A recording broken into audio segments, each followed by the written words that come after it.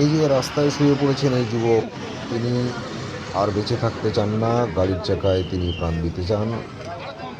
পরে জানা গেল যে এই যুবকের স্ত্রী নাকি তাকে ছেড়ে চলে গিয়েছেন, এবং আরও দুঃখের বিষয় যে ওই স্ত্রী নাকি শিশু সন্তানকেও নিয়ে গিয়েছেন। অন্ততপক্ষে যুবকের দাবি এমনটাই। মানে সাধারণ মানুষকে পরে তিনি যা বললেন আজ বৃহস্পতিবার 26 ডিসেম্বর 2025, মানে তার মানে বক্তব্যের যে সারমর্ম, যে তার স্ত্রী তাকে ছেড়ে চলে গিয়েছেন।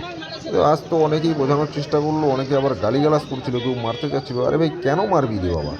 কার দুঃখ কে বুঝে? কার পারিবারিক ব্যাপার?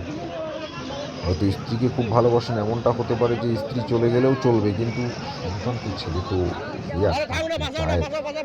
তো যাই হোক, বেশ কয়েকবার ফোন করার পর পুলিশ এসেছে। মাদারিহাট থানার পুলিশ ওই যুবককে উদ্ধার করে নিয়ে গিয়েছে। জানা গিয়েছে মানসিকভাবে একদম বিধ্বস্ত ওই যুবক। হওয়ারই কথা, পারিবারিক অশান্তি হলো সবচেয়ে বড় অশান্তি।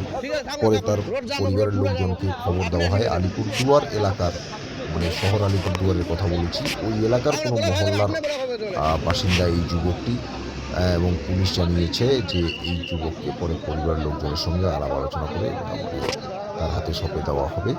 তবে এই ঘটনায় কিন্তু চমকে গিয়েছেন স্থানীয় বাসিন্দারা, কারণ এখানে দুর্ঘটনা দেখেছেন অনেকেই, কিন্তু এইভাবে কিন্তু নিজেকে শেষ করার চেষ্টা করার এরকম ছবি কিন্তু ধরা পড়েনি। যাই হোক, স্থানীয় বাসিন্দারা তবে পরে যুবকটিকে আবার কুপিয়ে শুকিয়ে একজন তো বিস্কুট খাওয়ালেন, তারপরে পুলিশ এসে তাকে নিয়ে গেল। বড় অদ্ভুত এই জীবন, তার চেয়েও বড় কথা, বড় অদ্ভুত এই দাম্পত্য জীবন। বিয়ের পিঁড়িতে বসার সময় বোঝাই যায় না ভাগ্যে কি আছে।